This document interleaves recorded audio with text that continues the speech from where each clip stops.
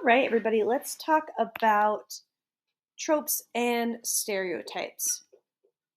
So I'm just clicking through here. This is what we talked about in class. So a trope is a recognizable pattern due to its repeated presence in forms of media. It is something that we see enough that we can recognize, and we know how that works within a story. So a great example is the love triangle. Often relationship tropes are the first ones people start to recognize. So these are patterns that you see happening in lots of different stories. So enemies to lovers would be a story where the two love interests start out by hating each other, and by the end they are in love. The love triangle is, of course, not really a triangle, but it's where there is one love that two people are interested in.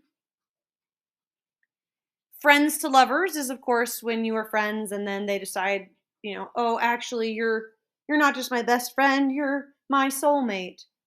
Star-crossed lovers are like we see in Romeo and Juliet, two people who are in love but for some reason cannot be together. Here are some more that you may not recognize by the name, but you have probably seen something. So forced proximity means for some reason these two strangers or whoever are forced to be close to each other, and that leads them to falling in love. Maybe they are stuck they're snowed into a cozy cabin in the mountains.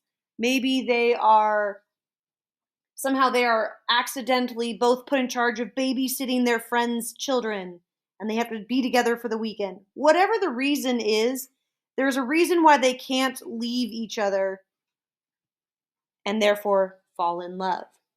And then fake dating, when people are like, oh, this is just my fake boyfriend or my fake girlfriend so that, this other person notices me or whatever, and they fall in love. Okay, those are patterns that people recognize. So if we want to be original, why would we use tropes? Why would we want to do something that someone has already done multiple times and has done for hundreds, if not thousands of years? And the truth is that humans like patterns. We like knowing what's going to happen. We like being able to recognize those things. And we want what we write to be accessible. We don't want the reader to be so confused during the whole thing that we're not sure what's happening. Using tropes, even if we're not consciously realizing, like, yes, this is a star-crossed lovers trope, it makes it a lot more accessible because we know the kinds of patterns, the kinds of things that go with that. And we like what we like. As a published author, one of the things that I do to market my work is to tell people what tropes are in my book, and then they can use that to help them find books they like. So if you are ever on Book Talk, which is talking about books on TikTok, or Bookstagram, you'll see people talking all the time like, oh, this is a enemies to lovers, chosen one, plot, and they just name tropes that people are like, oh yeah, I like that. And then they'll read it. So how do you be original when these patterns have existed for a really long time? And it's that the patterns are just that. They're patterns. But you can combine in different ways. You can mix and match. You can update the patterns. So if we look at two really popular pieces of media that were popular at nearly the same time, which was Twilight and The Hunger Games, they both were very, very popular for the love triangle trope. Okay, so there's one female love interest for two male love interests. Okay, that's where you get Team Edward, Team Jacob, Team Gale, Team Peeta. Again, popular at nearly the same time. So how are they not the same book? How do we not get tired of this? Well, they are similar in certain ways. We do have a, quote, average girl. She's not supposed to be the prettiest girl in the world or the most talented. She's just sort of average. She's not your kind of typical girl. So we do have that as kind of our female protagonist. Then we have two male protagonists. In both of these cases, the male protagonists do not get along. And they sort of represent different ideas: danger and safety, or war and peace, or friendship and desire. And so we start seeing that there are some differences in this love triangle. One of the biggest differences between these two books is the genre they're written in. So they've mixed and matched tropes, right? We have tropes for Twilight is an urban fantasy romance. So there are tropes about vampires and werewolves and fantasy tropes in Twilight. And The Hunger Games, that's a dystopian novel. So we see dystopian tropes. And so they're mixing these genres with a love triangle and giving us something fresh and new and therefore interesting. There are lots of different kinds of tropes. They're not just romance tropes. Another one that is usually pretty easy for people to notice and see is the chosen one trope, where there is only one person who can do the thing, whatever the thing is: destroy the evil person, to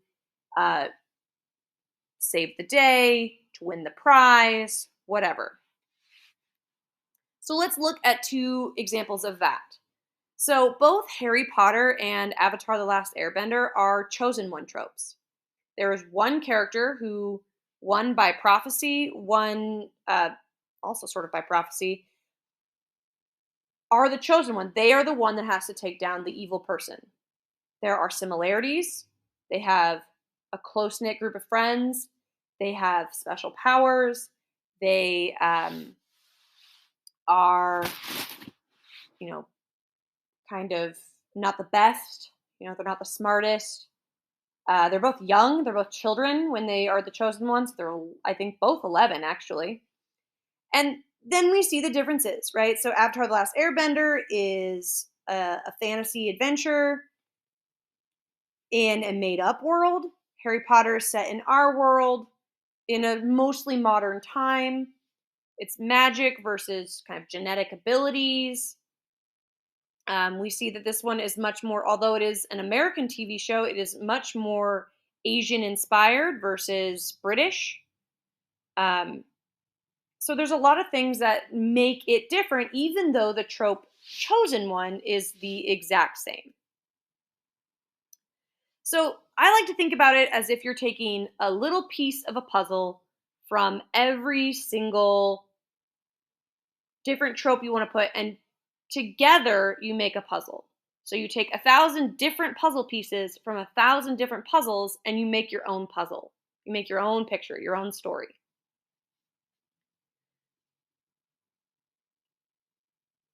So why might we want to be careful about the tropes that we use? So tropes are patterns, and they can be used and not be inherently harmful. Whereas stereotypes are almost always, really always, harmful due to systemic inequity. And so we're going to talk about that. So we got our little stereotypical villain over here, and he's going to take us through this. He's going to continue being there as we go. So one trope might be a magical woman, or a witch, as we're going to say. So there's just different things. As you start thinking about these tropes, you start seeing that sometimes there are stereotypes in them. And how can those be harmful? So we think about witches. So the stereotypical idea of a witch is that they are old, they are ugly, they have big noses, not a lot of teeth. Sometimes they have humps. They're ugly. They're not pretty. Now we can break from that stereotype and create beautiful witches or good witches. We can kind of do different things with it. So that's why it's a trope, right? The trope of a magic woman, a quote, witch, right? A witch does not necessarily mean this exact caricature. Almost every culture has some sort of magical woman, witch in their thing. So one thing we can do with a trope, right, a pattern, to avoid stereotypes is to mix it up. So we could have a witch who might still be old but is disabled, and now we're having a different conversation. They might be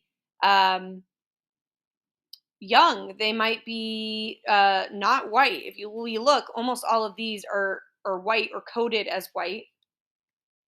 So we continue.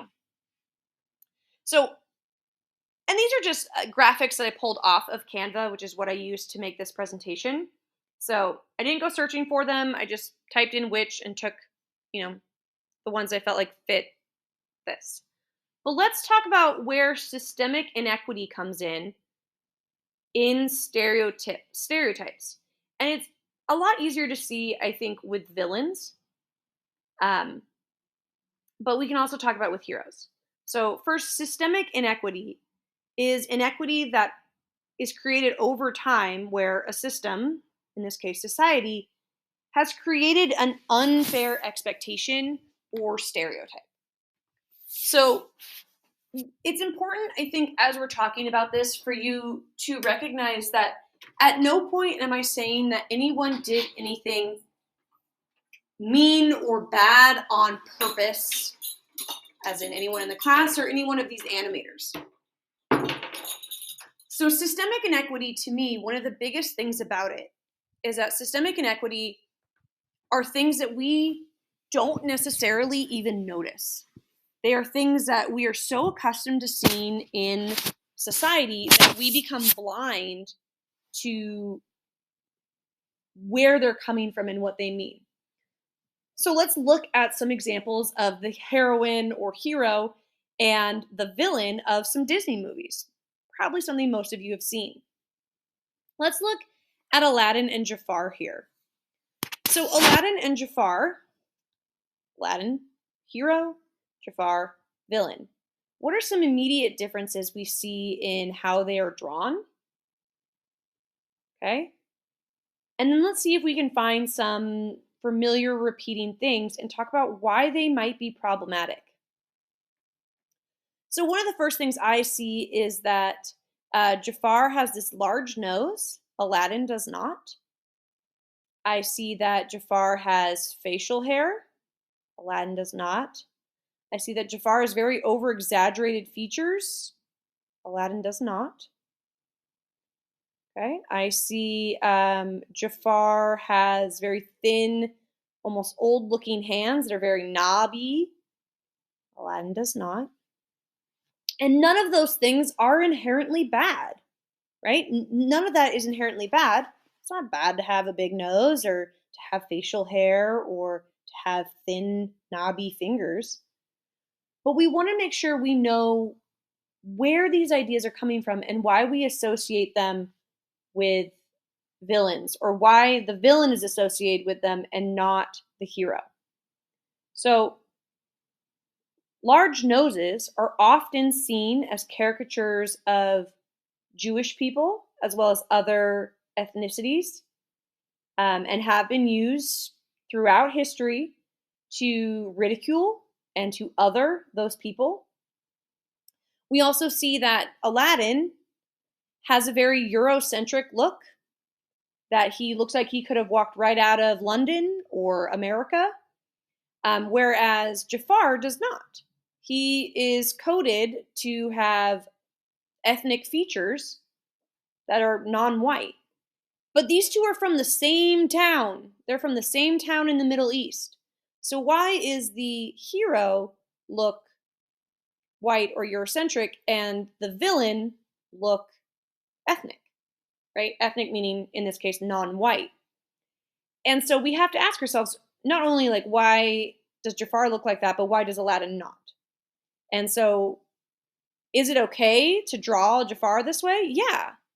But we should see similar things on the hero then, right? It's not bad to have a large nose or to be Jewish or to be of a non-white variety. It's not a bad thing. It's when we use those features to code for evil, to say, this will be immediately recognizable to little kids as evil. Okay? Let's look at another one. Let's look at Ursula and the Little Mermaid. So, what are some differences between them? Okay, we do have hair color. We have Ursula's heavy, heavy makeup. And Ursula's design was actually sort of designed um, to sort of coded for drag. Now, this came out in 89, I want to say, 89, early 90s. Um, so a lot lower acceptance of the LGBT community, but they're coding evil and drag together at the same time as connected.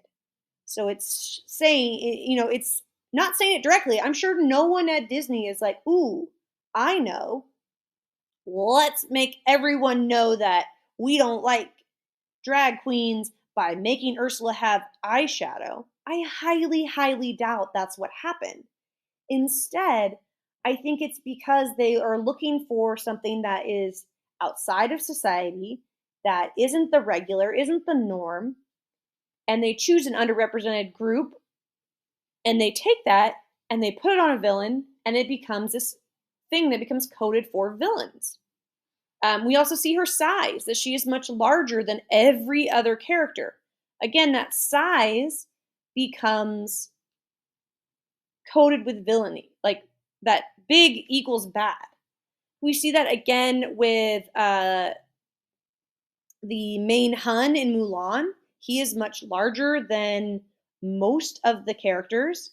And the only character that's not really larger than is a character that is used as a comedic joke for being large. We also see that here with Clayton and Tarzan. Even though Tarzan is super, super buff and can climb up trees like no one's business, he is smaller than Clayton. Here we have our rat detectives. I don't remember what movie this is from. And our evil rat again. Ratigan, I think is his name. Again, big. We have the big nose.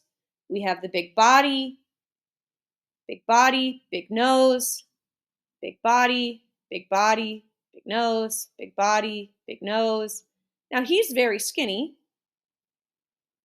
So you can be like, well, see, that breaks it. But remember, we're thinking about the whole thing. That also goes, though, that we're also telling people that heroes are small. Heroes are skinny. Heroes have these tiny little waistlines, right? Systemic inequity goes both ways. That not only are we telling people what villains look like, but we're telling them what heroes look like. If you don't look like the hero, then who are you? So another couple things I wanted to try and point out with these characters. This is another just picture of Ursula. I think you get a better look at her. Women typically, evil women are typically old or older, and they're not portrayed well, aging well. We don't see very many like noble, wise old women in stories. We see crazy old women, which over time society has told us that like old women are crazy, are funny, are people to be the butt of the joke. There is also with Scar here the fact that he is the only lion in the entire movie, at least first movie, who has a black mane, who is this color brown, and he's just visibly a lot darker than the other lions. And you might say, okay, so what? Well, over time, right? It's not that this picture is anything wrong, that Scar being dark brown is anything wrong with it. It's that over time, darker colors, black skin have been equated to evil or bad for a really long time, and we don't notice it anymore.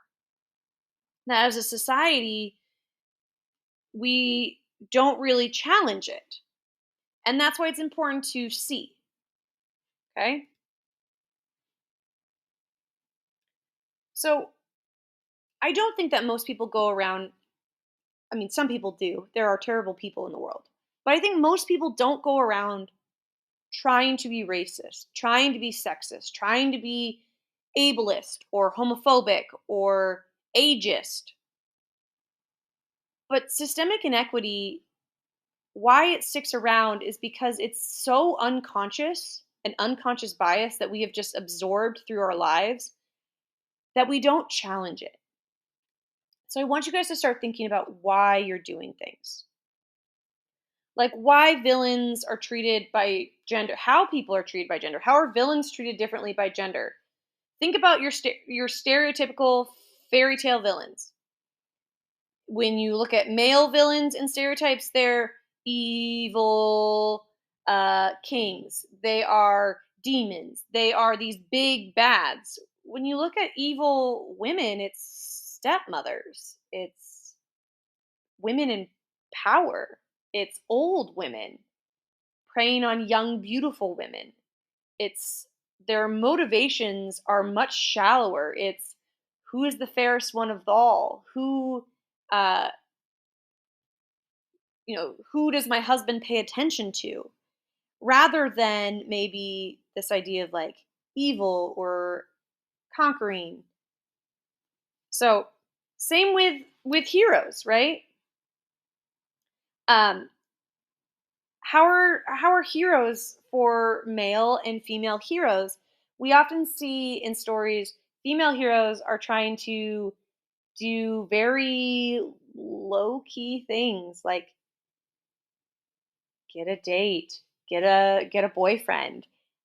That's kind of their happy ending. Whereas male stories often have like save the world, save the universe, but also just how they're drawn. Think about superheroes. You have big, muscly men and skinny, sort of scantily clad women as your heroes. That's saying a lot to young girls and young boys about what do heroes look like, right? And no one has probably come out and said to them like heroes need a 10 pack if you're a boy and they need to be a size 00 if they're a girl.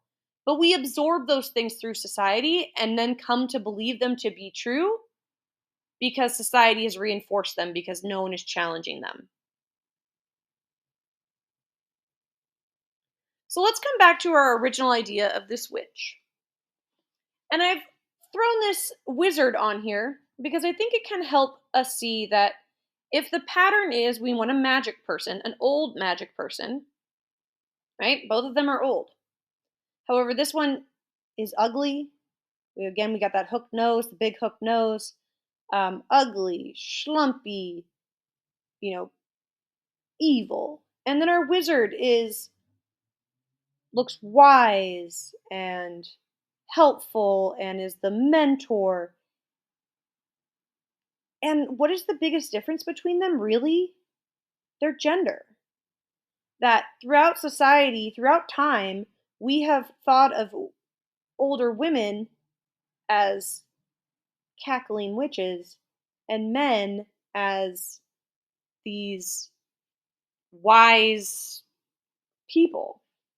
So, thinking about how can we break the stereotypes that we maybe have grown accustomed to without having to lose the tropes that we like or the tropes that are going to help us tell our story. And so here are the questions I would ask. Who tends to be the bad guy or the good guy? What do they look and sound like? What does everyone else look and sound like? Because sometimes it makes sense for certain characters to be a certain race or a certain size, but there should be a why. For instance, a lot of people were really upset that the new version of Little Mermaid had a black woman playing Ariel. And people were really upset about that. Now, that's a lot of systemic inequity of like, why can't a mermaid, which is a made up thing, be a person of color? But it also made sense because when they picked that actress, they moved the Little Mermaid to be in the Caribbean. It wouldn't make a lot of sense for a white mermaid in the Caribbean. That mermaid would burn to a crisp. Same with a lot of people struggled with Frozen, that 90% of the characters in Frozen are white. Well, it takes place in a European place where most of the people are white. It's not wrong to have a character who is a criminal or who is the villain to have some of the features we've talked about, but there should be a reason why. And I want you to think about, is there a reason why that I made this person this, or did I just reinforce a stereotype without even thinking? So, some tropes that you might want to avoid because it does put you real fast into stereotype world. Having your only person of color, that's LGBTQ, that is disabled, that is anything that is not um, the quote majority, and all they are is the best friend. They're just there for to be diverse. Probably want to avoid that. Having your underrepresented character dying first. We see this a lot in horror movies. It's referenced a lot, right? Where the person of color is generally the first person to die in a horror movie. And the white couple, the white boy and the white girl, make it out alive. This is also true for our LGBTQ characters overall. A lot of times, if those characters have existed, they do not make it through the entire book. Um, and then characters who just look, act, or sound a certain way because it is a stereotype. Using tropes is okay, as long as you're not furthering harmful stereotypes. I just want you guys to be more aware of how you have learned what you've learned. Okay? All right, you guys. Have a good one.